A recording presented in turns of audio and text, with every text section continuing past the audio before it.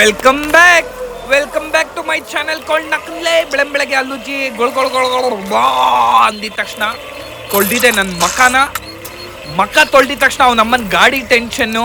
Finally ಅಡ ಇಟ್ಟಿರೋದು ಗಾಡಿ ಬಿಡ್ಸ್ಕೊಂಬಂದಿದ್ದೀನಿ.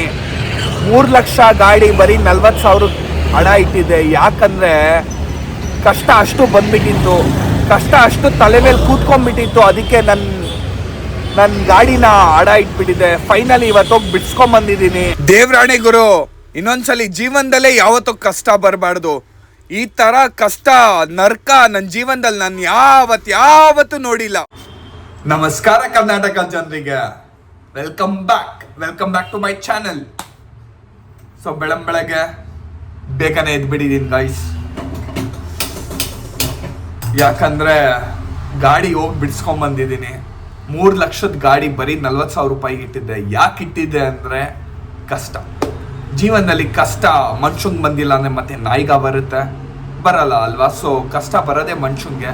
ಕಷ್ಟ ಯಾಕೆ ಬರುತ್ತೆ ಅಂದರೆ ಮನುಷ್ಯನ ಲೈಫಲ್ಲಿ ಅವನೇನೇನು ಅಹಂಕಾರ ದುರಹಂಕಾರ ಏನೇನಿದೆ ಅದನ್ನೆಲ್ಲ ಕಷ್ಟ ಎಲ್ಲ ಸ್ಟ್ರೈಟ್ ಮಾಡಿಬಿಡುತ್ತೆ.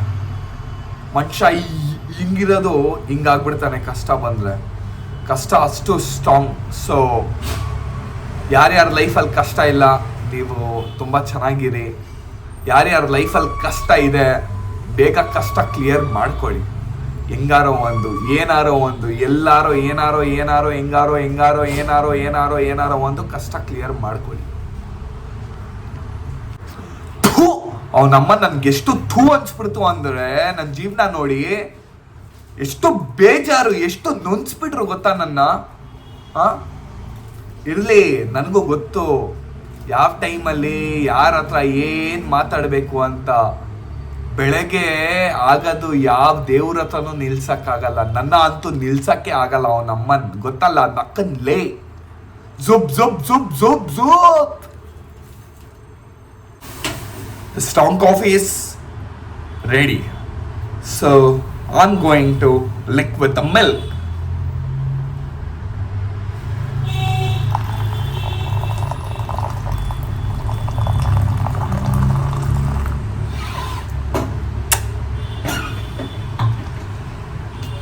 ನಾನು ಹೋಗ್ತಾ ಇದ್ದೀನಿ ಬೆಳಗ್ಗೆ ಕ್ಯಾಲಿಸ್ಥೆನಿಕ್ಸು, ಬ್ಲ್ಯಾಕ್ ಆಪ್ಸು.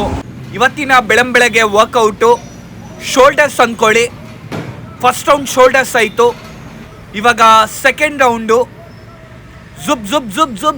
ಜುಬ್ ಅಂತ ಮಾಡಿದ ತಕ್ಷಣ ನುಗ್ಗಿದೆ ಅವನಮ್ಮನ್. ಮೂರನೇ ರೌಂಡ್ ಅಂತೂ ಅವನಮ್ಮನ್ ಸೈಕ್ ಅಂದ್ಕೊಳ್ಳಿ. ಅದಾದಮೇಲೆ ಅವನಮ್ಮನ್ ನನ್ನ ಫ್ರೆಂಡ್ ಬಂದುಬಿಟ್ಟಿದ್ದಾನೆ.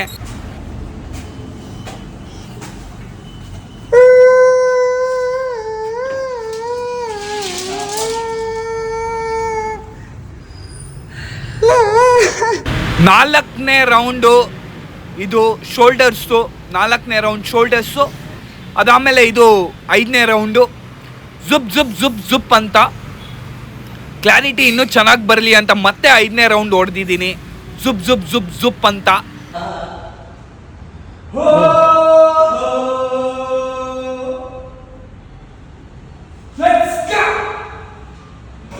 Two, three, 4, 5, 6, 7, 8, 9, 10. Shabash.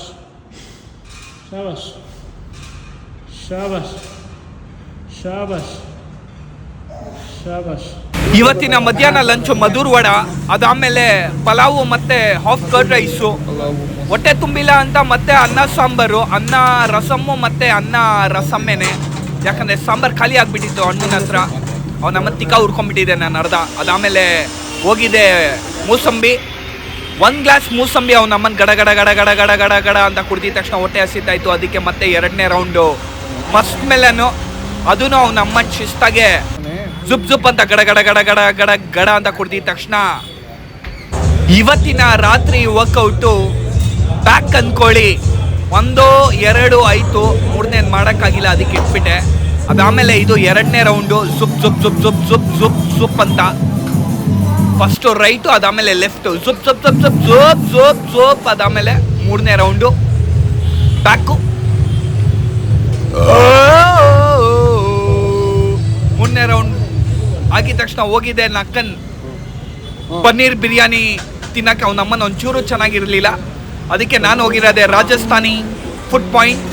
ಅಲ್ಲಿ ಇವತ್ತು ನಾನೇನೇನು ತಗೊಂಡಿದ್ದೀನಿ ಅಂದರೆ ಇದಕ್ಕೆ ಟುಕ್ಕಡ್ ರೊಟ್ಟಿ ಅಂತಾರೆ, ಟುಕ್ಕಡ್ ರೊಟ್ಟಿ ಮತ್ತು 3-4 ಸಬ್ಜಿಗಳು.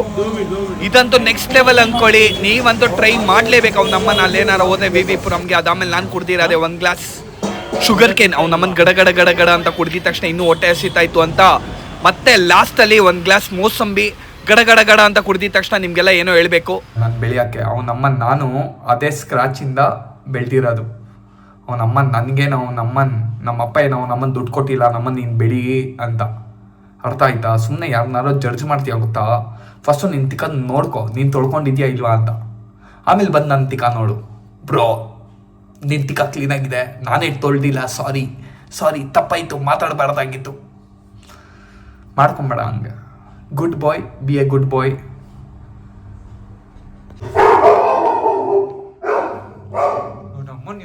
ದೊಡ್ಡ ಸೂಳು ಕೊಟ್ಟಿರೋದು ಸೂಳ್ ಚಿನ್ನು ಅಂದ್ರೆ ನಮ್ಮನ್ ನನಗೆ ನೆಮ್ಮದಿ ಬಿಡಲ್ಲ ಗಾಯ್ಸ್.